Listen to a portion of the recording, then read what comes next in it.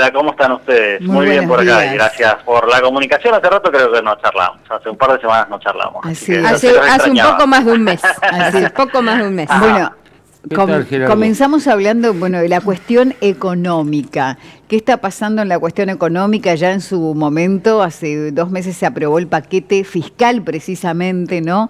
Con los cambios económicos de acá a futuro, salida del cepo, dólar oficial que está un poco más alto, el dólar blue que está tan bajo. ¿Qué está pasando hoy por hoy? Qué pregunta fácil y rápida de responder que me haces. Bueno, varias cosas. En primer lugar, tenemos que empezar, si hablamos de economía en general, tenemos que empezar diciendo de que todo apunta que este año, como si todo continúa como hasta el momento, estamos logrando una reducción del gasto público. La Argentina logró una reducción del gasto público que nos sitúa en niveles realmente sorprendentemente parecidos a los 90. Tenemos que ir prácticamente hasta esa época, bueno, en realidad también hasta el 2005, o sea, apenas salida de la convertibilidad o incluso durante la convertibilidad, para los niveles de gasto público como porcentaje del Producto Bruto Interno en nuestro país. Esto significa que el ajuste que se realizó, el recorte del gasto público, sobre todo en términos nacionales o en jurisdicción nacional, ha sido sin duda récord, y que esto ha tenido su impacto positivo y negativo. Vamos por lo que todo el mundo ya lo sabe y lo estamos sufriendo todos. En la parte negativa, esto llevó a una reducción muy fuerte de la actividad económica en el primer semestre de este año. Esto llevó también a al crecimiento leve, pero aún así crecimiento tanto del desempleo como de la pobreza y la indigencia, los cuales son temas muy sensibles, y realmente a las personas que están en esta situación, la situación es muchísimo más compleja que solamente hablando de inflación.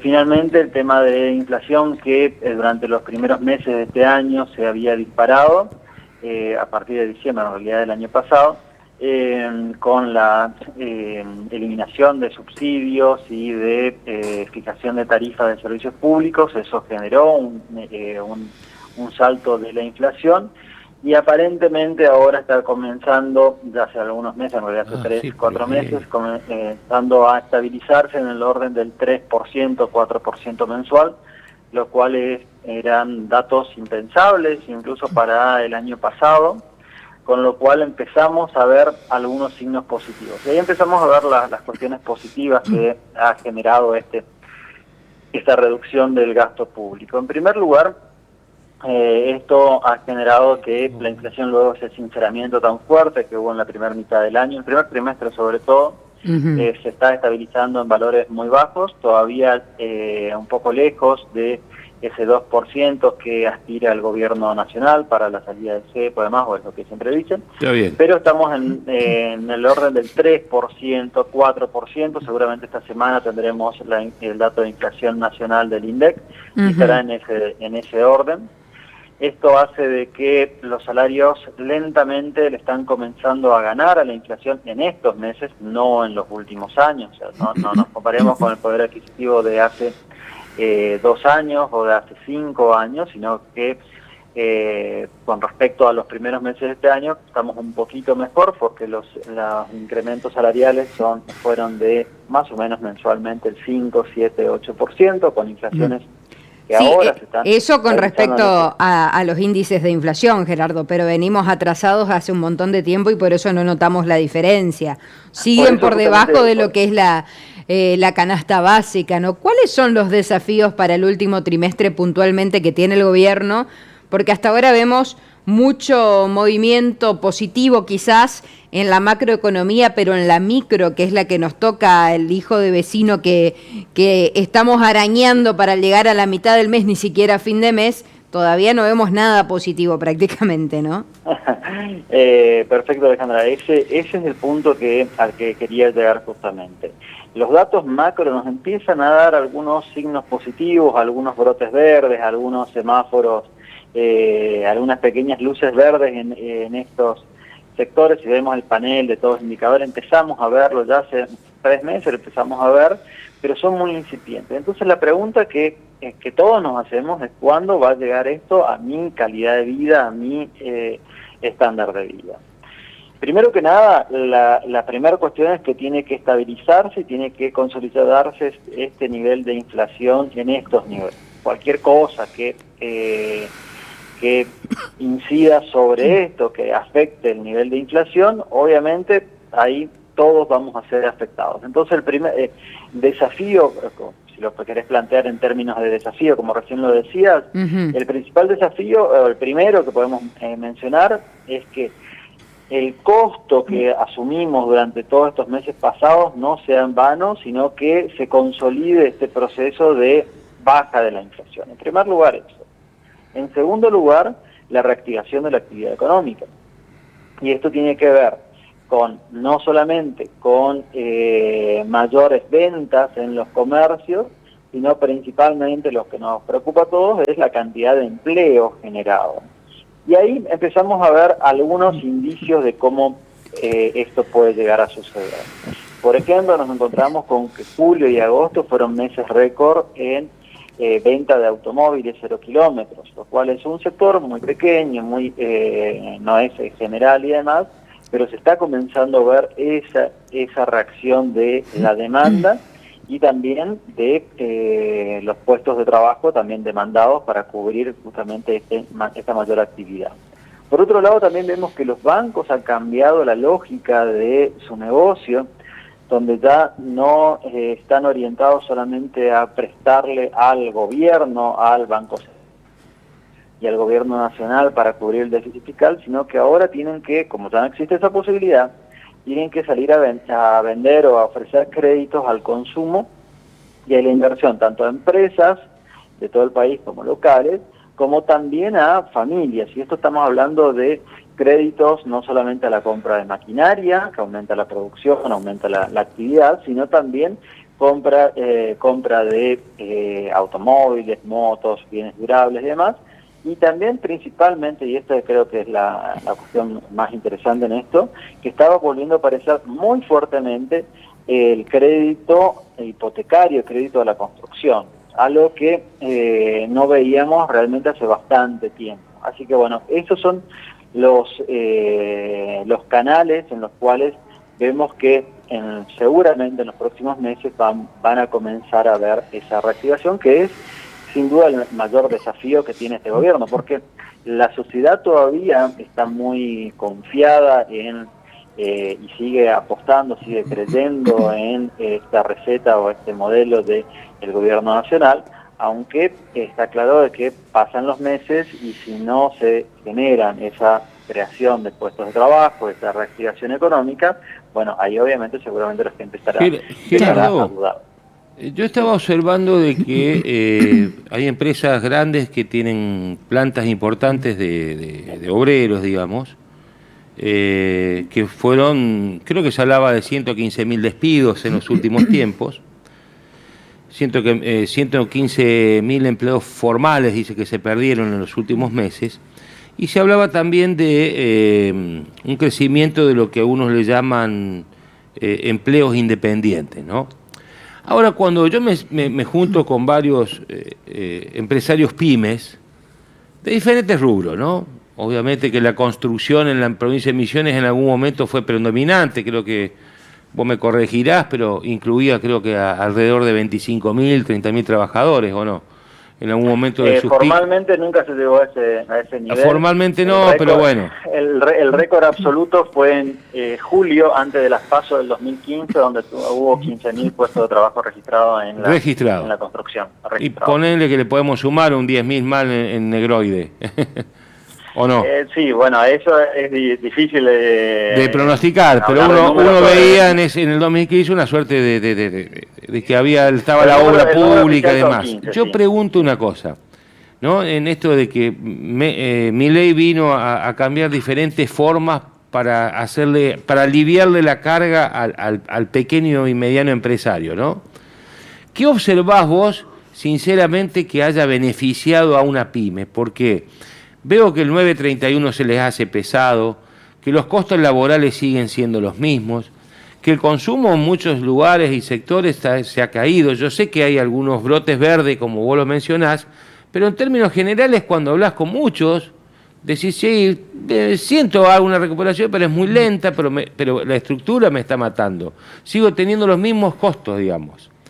¿Por qué crees que no se da ese anuncio que fue tan, inclusive hasta valiente por parte de Milei, de decir, che, rompo todo con esa historia de negocio de sindicatos, esa recaudación del Estado feroz, la presión impositiva que tienen los empresarios y demás? ¿Por qué le cuesta tanto a Milei aliviar esa situación?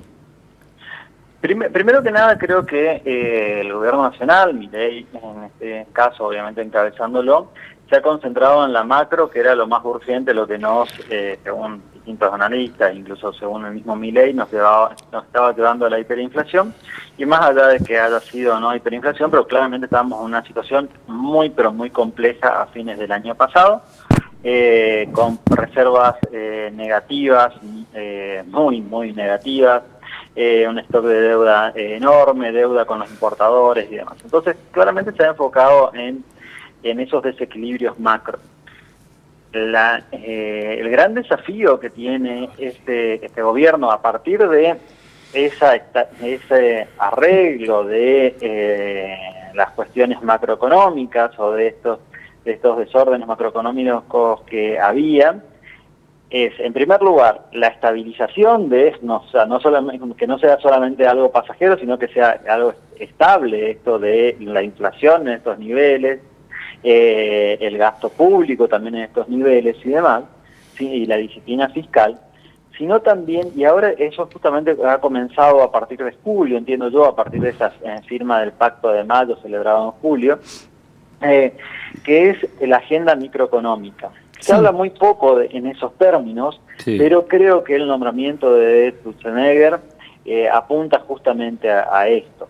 Esta agenda que implica desarmar la enorme y realmente muy, muy compleja maraña de regulaciones y trabas que hay a nivel nacional, provincial y municipal en todo el país, y que es producto de más de 20 años de regulaciones acumuladas y cruzadas entre sí.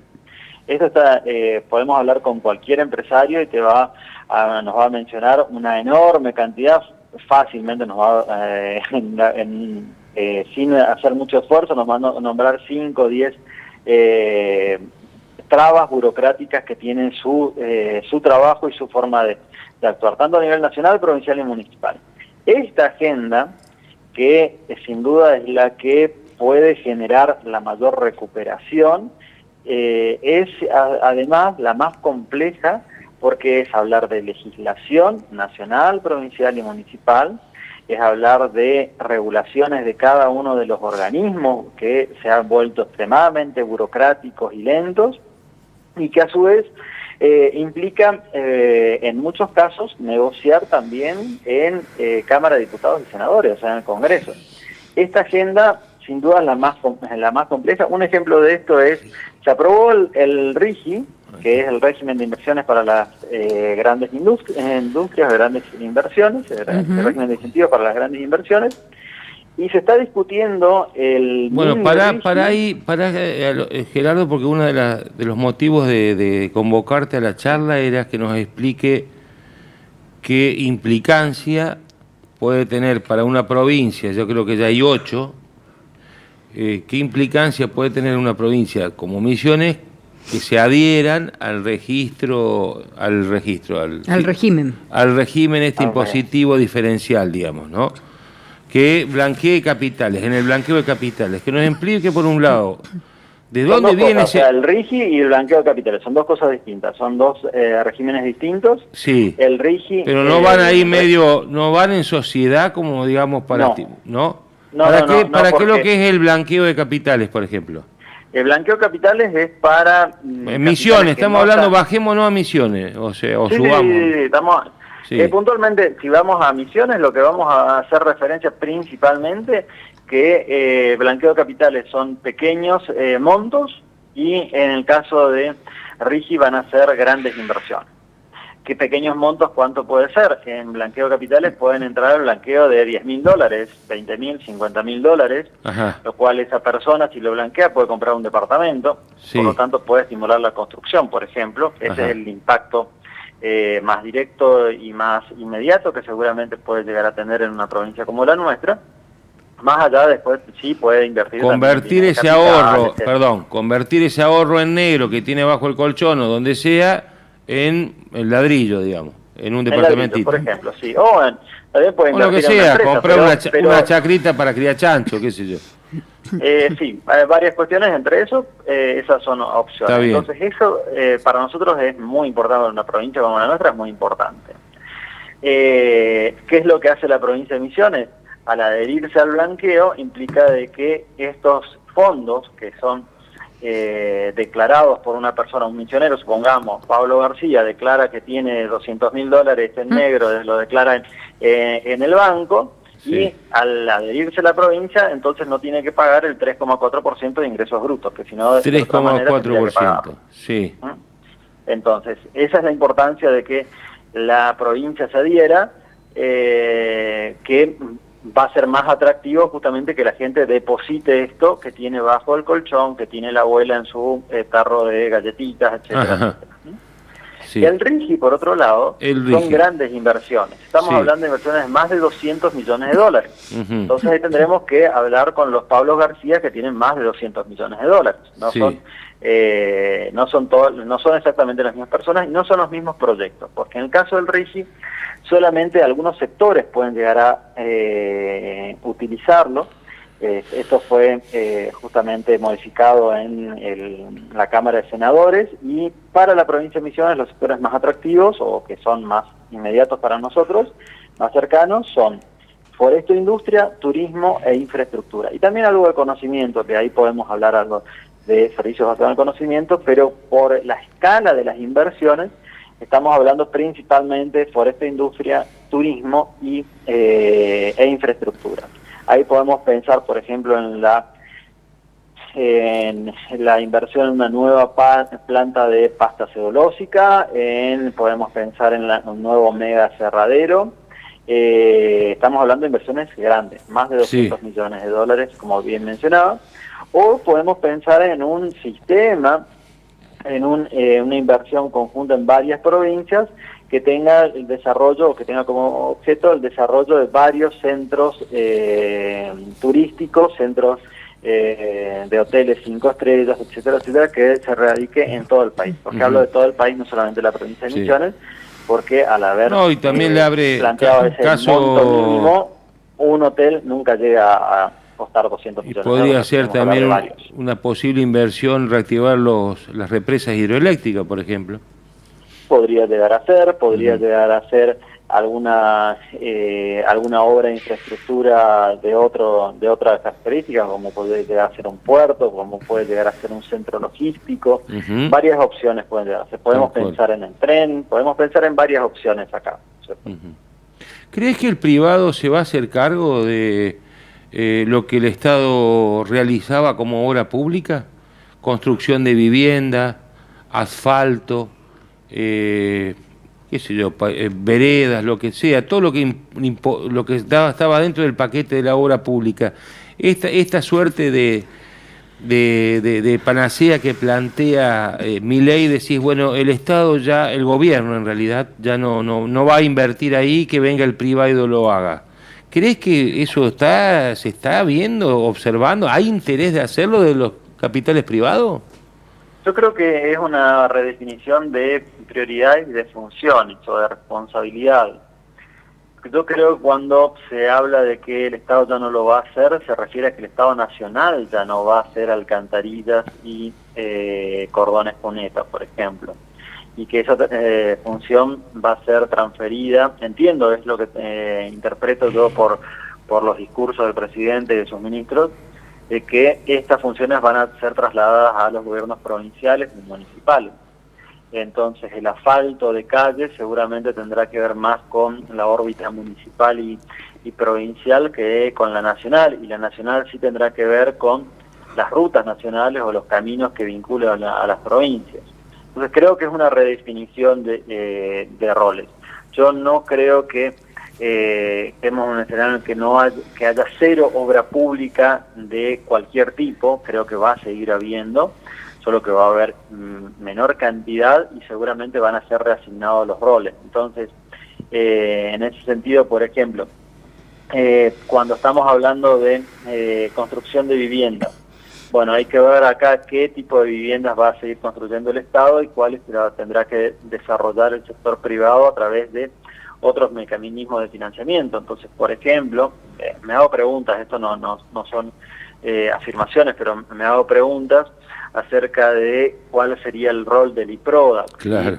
¿Va a estar más enfocado solamente a algún tipo de viviendas o va a seguir teniendo este rol que tenía tan amplio en la provincia de Misiones con incluso viviendas de clase media y demás? Entonces, bueno, y seguramente si el sector privado lo va a tomar esta posta, lo mismo el sector público va a tener un rol importante en la coordinación de todo esto, o sea, en el diseño en la planificación, en el diseño de cuáles son las regiones, cuáles son las áreas en las cuales se podrá desarrollar el ordenamiento urbano, los códigos urbanísticos, etcétera, etcétera. Entonces creo que es una discusión de roles y responsabilidades más que una discusión de si va a haber o no obra pública. Creo que va a seguir habiendo en menor medida y con algunas características particulares. Bueno, ¿qué esperamos para fin de año? ¿Qué se espera en cuanto a inflación? El gobierno dice que la inflación va a ser menor del 4%, ¿crees que va a ser así? Y en cuanto al dólar, por otro lado, una pregunta que te había hecho y quedó como ahí, ¿estamos preparados para una salida del cepo? Esas preguntas. Bueno. Gerardo. La pregunta es para saber si vamos a poder comprar reales para irnos a Brasil con un dólar más o menos estable. Vos siempre tanto en lo terrenal y yo tanto Catherine como Alejandra con preguntas más macro y más lo mío es más coloquial, académicas. Es más sencillo, billetera nomás. Bueno, vamos por la inflación. Todo indica de que se está consolidando esa tendencia del 3%. Sí. Todavía no vemos que perfore esos valores y que llegue al 2% de inflación, que es lo que busca el gobierno, pero creemos que es positivo que estemos en este orden, el 3%. O sea, de una inflación de casi el 200% que estábamos viendo en el primer trimestre de este año, en la primera mitad del año, estaremos con una inflación anual de alrededor proyectada del 30%, todavía valores muy altos en términos anuales, pero mucho más cercanos al promedio latinoamericano de lo que estábamos viendo últimamente. Entonces eso en primer lugar. En segundo lugar, con respecto a el dólar que mencionaba y que está relacionado con la compra de reales de Pablo, que le urge irse a como 3 meses a Florianópolis, todo indica de que tanto el blanqueo, que va a ingresar un monto importante de dólares, que está ingresando un monto importante de dólares, se habla de que que ingresarían aproximadamente 20.000 millones de dólares con este blanqueo. Algunos hablan de 40.000 millones incluso, pero quedémonos por la mitad, 20.000 millones de dólares, en un contexto en el cual hay pocos pesos disponibles en la economía argentina como para que se dispare ese valor del dólar, y va a haber una oferta importante de dólares por esto, y también por el RIGI que recién mencionaba, que implicará ingresos de divisas importantes. Seguramente se seguirá estabilizando ese valor del dólar. Uh-huh. ¿Qué significa esto? Que nosotros no vemos, por lo menos en el futuro cercano, siempre puede haber un cisne negro, siempre puede haber una sorpresa, pero nosotros no la estamos viendo en este momento, algo que implica un salto del tipo de cambio de forma sustancial.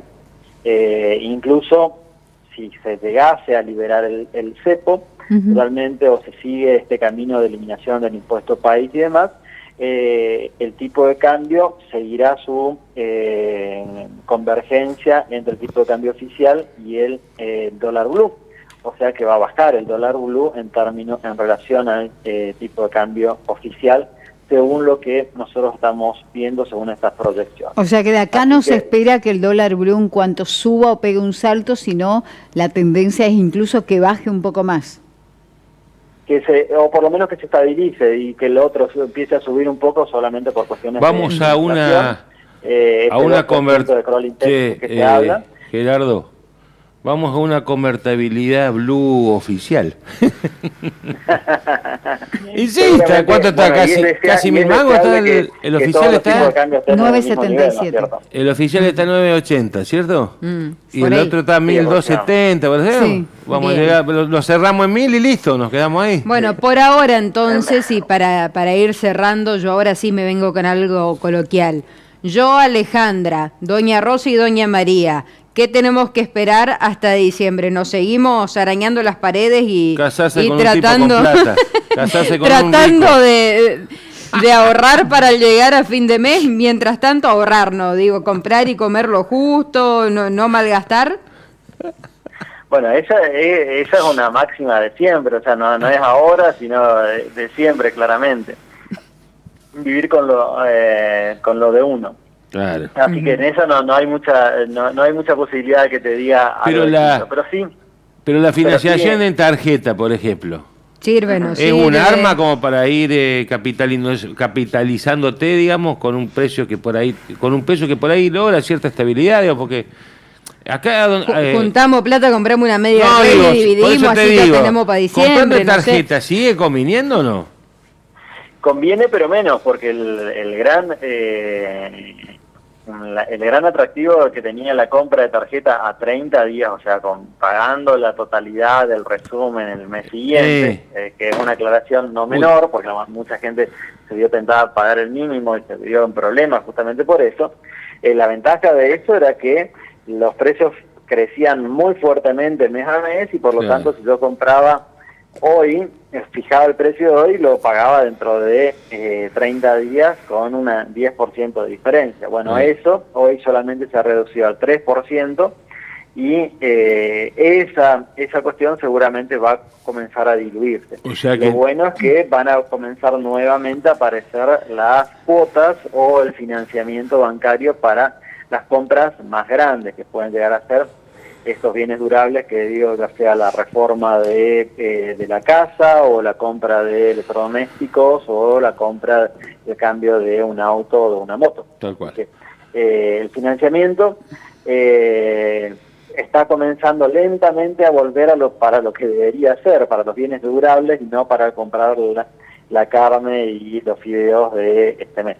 Sí. Bien. Gracias, profe. Muchas gracias. Siempre que lo consultamos es como una especie de media horita que nos damos para escuchar la clase del licenciado Gerardo Alonso Suárez. Así que le agradecemos. Aprendemos un montón. Ahí estamos. Gracias a ustedes por la comunicación. Espero que tengan un muy lindo día. Saludos. Dale, un gran cariño, Gerardo, como siempre. Bueno, chicos, como Pablo...